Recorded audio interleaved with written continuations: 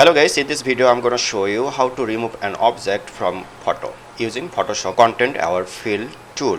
So to do this, we need to select, suppose we'll remove the girl in the middle.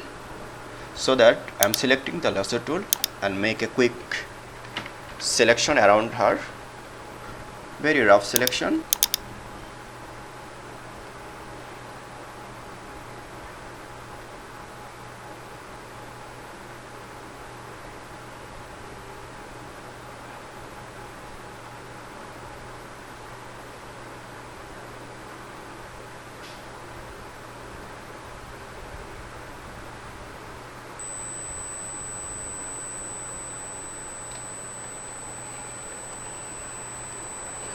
So we have the very rough selection using lasso tool.